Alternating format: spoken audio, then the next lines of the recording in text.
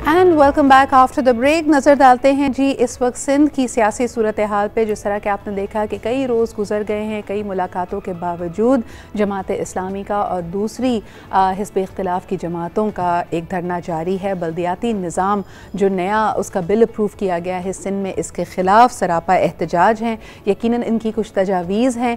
आखिरी हमारे पास जो इतलात आई तो सिंध के बल्दियाती वज़ीर ने ये तो ज़रूर माना है कि जी ये कोई आसमानी सहीफ़ा नहीं है, इसमें रद्दोबदल हो सकता है, हम यकीनन अफ़ाम व तफ़हीम से बैठ कर इस मसले का हल निकालेंगे। लेकिन इस वक्त तमाम ही अपोजिशन की जमातें कहती हैं कि जब तक उनकी तजावीज़, जब तक उनका इनपुट इस पर एक्सेप्ट नहीं किया जाएगा, उनका धरना, उनका प्रोटेस्ट जारी रहेगा। सबसे पहले जी क्योंकि जमात इस्लामी का सबसे ज़्यादा इसमें रोल रहा है और सबसे बड़ी तादाद में यही लोग इस वक्त प्रोटेस्ट कर रहे हैं, हमारे साथ एक सबसे पहले आपको दिखाते हैं कि कल के इस जो धरने के कुछ मनाजिर हैं। हफीज़ नईमुर रहमान साहब यहाँ पे क्या बात कर रहे हैं और कब तक उनका इरादा है इस प्रोटेस्ट को जारी रखने का। Let's take a look at this. Karachi के हक की ये तहरीक आगे बढ़ेगी इंशाअल्लाह ताला। इनके एक वजीर से लोग पूछेंगे कि धरने के लोग बैठे हुए हैं, तुमने इनसे क्या मुज़ाकरात किए हैं, इनके मुतालबात क्यों नहीं माने। आप बामानी मुज़ाकरात नहीं, बामानी इक़दामात करेंगे तो धरना मौक़र होगा, वरना मुज़ाकरात और धरना दोनों साथ साथ जारी रहेंगे। शहर को इख्तियार देने आए हैं, पूरे सिंध के अवाम का इख्तियार लेने आए हैं। लिसानियत और एथनिक तासुब की इसमें एक झलक नज़र आ रही है, ये मानना है मुख्तलिफ सियासी जमातों का। इसके अलावा उन्होंने कहा कि इससे मज़ीद शहरी सिंध के हालात ख़राब हो जाएंगे, हैदराबाद और कराची का हक मारा जा रहा है, ये मानना है महाजिर कौमी मूवमेंट पाकिस्तान के चेयरमैन आफाक अहमद साहब का। इसी जलसे से खिताब करते हुए उन्होंने क्या कहा, आइए आपको सुनवाते हैं। अभी लोकल गवर्नमेंट का जो बिल आया है उसमें सिंध के शहरी इलाकों के साथ जो इम्तियाजी सलूक रवा रखा गया है और जितनी कानून साजी की है वो सब शहरी इलाकों के ख़िलाफ़ है, जिसकी वजह से हमने उसे यकसर मुस्तरद कर दिया था। हैदराबाद में 21 जनवरी को जो इज्तिमा है महाजिर कौम का, इस महाजिर कौम के साथ ज़बान की बुनियाद पर जो इम्तियाजी सलूक रवा रखा जा रहा है उसके ख़िलाफ़ ये एक एहतजाज है।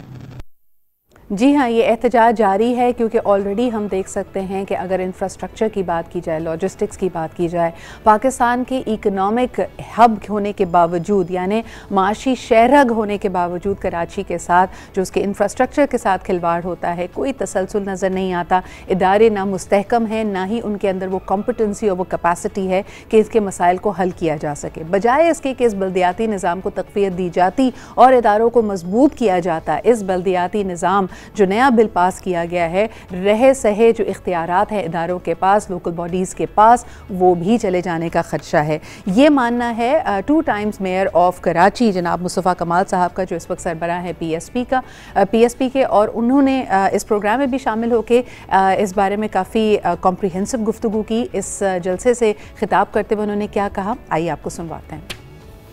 ये काला कानून किसी हाल में मंजूर नहीं है। आपके झंडे के नीचे बैठेंगे, अपना झंडा भी लेकर नहीं आएंगे। ये हमारी जिंदगियों का मसला है, ये हमारी नस्लों का मसला है, ये हमारी नस्लों का मसला है। इससे कराची में अगर ये कानून चल गया, इससे वो खून खराबा होगा कि हम माजी की तमाम खून खराबे को भूल जाएंगे। ये नहीं कह रहे कि खुदा न खास्ता ये सिंधी हमारे साथ बुरा कर रहा है, नहीं, पाकिस्तान पीपल्स पार्टी हमारे साथ बुरा कर रही है।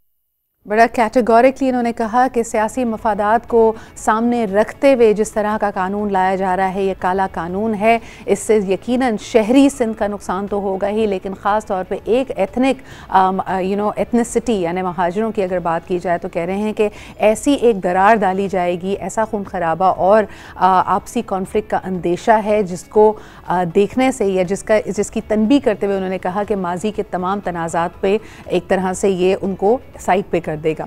तो ये बड़े अहम इशूज़ हैं और इस वक्त तक हम देख नहीं रहे कि पाकिस्तान पीपल्स पार्टी मुफाहमत की कोई राह अपना रही है या इन एहतजाज पे और इन ऑब्जर्वेशंस पे जो अपोजिशन जमातों का मानना है उसके ऊपर उन्होंने कोई रद्द अमल इस वक्त तक नहीं दिया। कुछ मुलाकातें हुई हैं, लेकिन मुलाकातों का फोकस यही है कि धरने को और इस एहतजाज को ख़त्म किया जाए। बल्दियाती निज़ाम के बिल में रद्दो बदल, इस पर कोई कॉन्क्रीट गुफ्तगू ना सामने आ रही है, ना ही इसको वापस लिया जा रहा है। आगे बढ़ते हैं जी। इस पर एक दफ़ा फिर मरी की सूरत हाल पे नज़र डालते हैं। पूरे 3 दिन गुजर जाने के बावजूद भी हम देखते हैं कि मरी में जो ज़िंदगी है वो वापस रवा दवा नहीं हुई है। अभी भी वहाँ पे काम जारी है और कई इलाकों में इस वक्त भी बिजली, टेलीफोन और ऑनलाइन नेटवर्क्स के राब्ते मुनक़ता हैं। लेकिन ये कहा जा रहा है कि सयाहों की एक बड़ी तादाद जो वहाँ पे फंसी हुई थी वो वापस घरों को लौट चुकी है। इस वक्त ये भी कह रहे हैं कि होटल्स के कमरे खाली हैं। लेकिन वज़ीर-ए-आज़म इमरान खान साहब ने मुख्तलिफ पार्टीज़ का एक इजलास बुलाया और तमाम लोग वहाँ पे मौजूद थे और उसमें भी डिस्कस किया गया। आइए इस रिपोर्ट में आपको दिखाते हैं कि इस इजलास में क्या कुछ डिस्कस हुआ। वज़ीर-ए-आज़म इमरान खान की ज़ेर सदारत पार्टी रहनुमाओं और तर्जुमानों का इजलास हुआ। इजलास में तर्जुमान पंजाब हुकूमत हसन खावर ने सानिया मरी पर ब्रीफिंग दी। बताया कि 1,64,000 गाड़ियाँ मरी में दाखिल हुई। वज़ीर-ए-आज़म ने इस्तफसार किया कि क्या बरवक्त इक़दाम से सानिया मरी को रोका जा सकता था। वज़ीर दाखिला ने कहा बुरी सूरत हाल के दौरान इंतजामिया और पुलिस ने बेहतरीन काम किया। वज़ीर-ए-आज़म ने कहा कि मुल्क में सयाहत बढ़ गई है, इंफ्रास्ट्रक्चर कई दहाइयाँ पीछे है। नए होटल्स की तामीर के साथ पुराने स्ट्रक्चर को बेहतर करना लाजमी है। बढ़ते हुए सयाहों को मियारी रिहाइश की फराहमी एक चैलेंज है। वज़ीर-ए-आज़म ने रेस्क्यू ऑपरेशन में सिविल इदारों और फौज की काविशों की तारीफ की। वज़ीर-ए-आज़म ने कहा सानिया पर बहुत दुख हुआ, कमेटी जल्द अज जल्द सानिया मरी के हक़ाइक़ सामने लाए। वज़ीर-ए-आज़म ने मरी में रिहाइश की कमी को दूर करने पर जोर दिया। बाबा रवान और फर्रुख हबीब की तरफ से फॉरेन फंडिंग केस पर ब्रीफिंग दी गई। वज़ीर-ए-आज़म ने कहा फॉरेन फंडिंग केस में इलेक्शन कमीशन को तमाम रसीदें फराहम कर चुके हैं, हमें स्क्रूटनी कमेटी ने क्लियर कर दिया है। बाकी सियासी पार्टियां भी अपनी फंडिंग की रसीदें दें, अगली समात में बाकी उमूर को भी क्लियर कर देंगे। शहबाज शरीफ अपनी TTs का जवाब दें। इजलास में सिविल मिलिट्री ताल्लुकात पर भी बातचीत हुई। वज़ीर ख़जाना शौकत तरीन ने इजलास में माशी सूरत हाल पर ब्रीफिंग दी। कहा कि महंगाई में मुसलसल कमी आ रही है। जी जनाब, ये तो मरी की सूरत हाल पे यहाँ पे गुफ्तगू हुई और जिस तरह के हम कह रहे हैं कि तहकीकाती कमेटी भी तश्कील दी गई है जो कि हक़ाइक़ को सामने लाएगी। लेकिन हकीकत क्या है? कुछ लोगों के जो अपने पर्सनल अकाउंट्स रहे हैं वो दिल दहलाने वाले हैं। इस बात पे कल भी हमने गुफ्तगू की थी कि होटल इंतज़ामिया का जो रोल रहा है उस पर लोगों ने सवालिया निशान खड़ा किया है। दूसरी दफ़ा है इस टर्म में, इसी हुकूमती अरसे में, कि हम देखते हैं कि बॉयकॉट मरी एक हैशटैग के तौर पर ट्रेंड कर रहा है और उसमें बार बार ये इशारा दिया जा रहा है कि ये बड़ा ही अहम, बड़ा ही पॉपुलर सयाही मुकाम, वहाँ के जो मुकामी अफराद हैं, जो होटल एंड हॉस्पिटैलिटी इंडस्ट्री है, उसका रवैया सयाहों के साथ सही नहीं है। यहाँ तक लोगों ने ये भी कहा कि मुकामी लोग जब सयाह फंसे हुए थे, उनकी गाड़ियाँ बर्फ़ में फंसी हुई थी, इस बर्फ़ की तूमान में फंसी हुई थी, उनको निकालने की उनकी भरपूर कोशिशें कर रहे थे, उनकी मदद भी कर रहे थे। उनको ये तक बताया गया कि आप अपनी गाड़ी को छोड़कर कौन सा रास्ता अपनाकर हाइक करें। लेकिन पर्सनल अकाउंट्स में I know of a lot of people personally जो इसके अंदर फंसे और उनका कहना ये है कि अभी भी हमें लगता है कि शायद अमवात को अंडर रिपोर्ट किया जा रहा है। जो लोग इस वाक़ये में, इस सानहे में जाँ बहक हुए हैं, उनके नंबर्स कहीं ज़्यादा है, क्योंकि हाइकिंग के दौरान भी नज़र कम आने की वजह से, विजिबिलिटी कम होने की वजह से कई लोग बर्फ़ में गिर गए थे और उनकी मौत इससे भी वाक़ई हुई है। तो एक बड़ा ही तकलीफ देह सिलसिला है। आपको एक और रिपोर्ट दिखाते हैं जिस तरह लोगों ने अपने अकाउंट्स को शेयर किया। कुछ लोगों का ये भी मानना है कि जो एक ही ख़ानदान के 8 अफराद लुक़मा अजल बने, इन्होंने भी कई होटल्स में कोशिश की कमरा लेने की, लेकिन उनके किराए बड़े होने की वजह से वो कमरा ना ले पाए। आइए देखते हैं कि लोग इस बारे में क्या कह रहे हैं और क्यों बॉयकॉट मरी का हैशटैग इस वक्त ट्रेंड कर रहा है।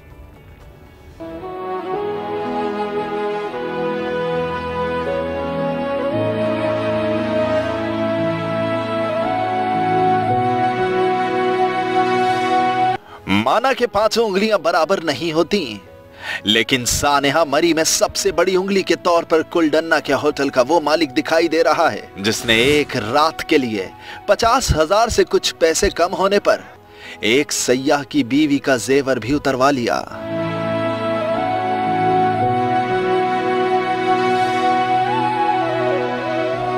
बरतानवी नशरियाती इदारे के मुताबिक कुछ सयाह तो महंगा किराया अदा करके छत हासिल करने में कामयाब हो गए, मगर कुलडन्ना रोड पर कई सयाह ऐसे थे जिनसे 50-50 हजार रुपए किराया मांगा गया। सयाह मुंह मांगे दाम देने को तैयार थे, मगर उनसे क्रेडिट कार्ड भी कबूल नहीं किया गया।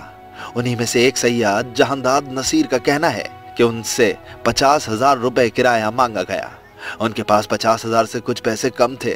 रात गुजारने के लिए अपनी अहलिया के जेवर होटल वालों के हवाले करने पड़े।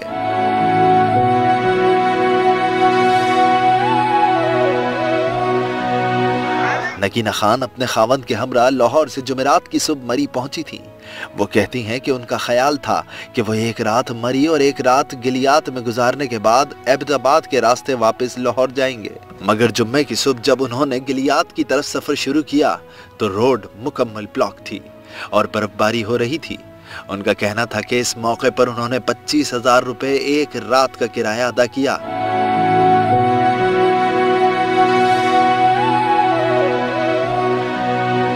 मुल्क भर से छुट्टियों में सयाहत के लिए मलका कोहसार जाने वाले अब वहां हालिया बर्फबारी के दौरान फंसने वाले सयाहों को दरपेश मुश्किलात को देखते हुए मरी के बाइकआउट की मुहिम चला रहे हैं। बाइकआउट की ये मुहिम मरी में सयाहों की हलाकतों की वजह से नहीं, बल्कि शदीद बर्फबारी के दौरान होटल्स के किराए और दीगर जरूरियात जिंदगी के मुंह मांगे दाम वसूल करने के बाइस सोशल मीडिया पर ट्रेंड कर रही है। इंसानियत सोज़ हकीकतें हैं ये, जिस तरह ये सामने आ रही हैं, और यकीनन ये रवैया हमें हमारे लिए काफ़ी तकलीफ़ दे है। ऐसी बहुत सारी आफ़ात पर हमारे मुल्क पे आई हैं, कुदरती आफ़ात, जब हमने सैलाबी सिलसिला देखा, ज़लज़ले का मौका देखा, लेकिन हमेशा इस कौम की जो खूबी रही है, जिसकी वजह से हम दुनिया भर में पहचाने जाते हैं कि हम कितने फ़िलांथ्रोपिक हैं, हम कितने हमदर्द, एहसास वाले, इंसानियत को सबसे ऊपर रखने वाले हैं। लेकिन यहाँ के मनाज़र और ये हकीकतें जानकर यकीनन बहुत तकलीफ़ होती है। मुझे याद है जब अभी पिछले साल ही कराची में अर्बन फ्लडिंग हमने देखी थी, फ्लैश फ्लड्स देखे थे because of the unprecedented rain in this city. लेकिन हमारे सामने जो हकीकतें आई थी उस वक्त लोगों ने एक दफ़ा फिर अपने घरों के दरवाजे खोल दिए थे। अगर कोई शख्स कहीं पे फंसा हुआ है, उसकी गाड़ी ख़राब हो गई है, तो लोग बाकायदा अपने घरों से पकवान पहुँचा रहे थे लोगों को, ताकि किसी मुश्किल का सामना ना करें। लेकिन unfortunately things are not the same in every part of the country. एक छोटा सा ब्रेक लेते हैं और फिर उसके बाद वापस आएंगे and we have another guest with us. लेकिन लम्हा फ़िक्रिया तो ज़रूर है, इस पर ज़रा सोचिए, गौर कीजिए कि हम किस तरह इस मकाम तक पहुँचे हैं कि हमें अगले का दर्द, उसकी तकलीफ़ नज़र नहीं आती। Let's take a quick break and we'll be right back.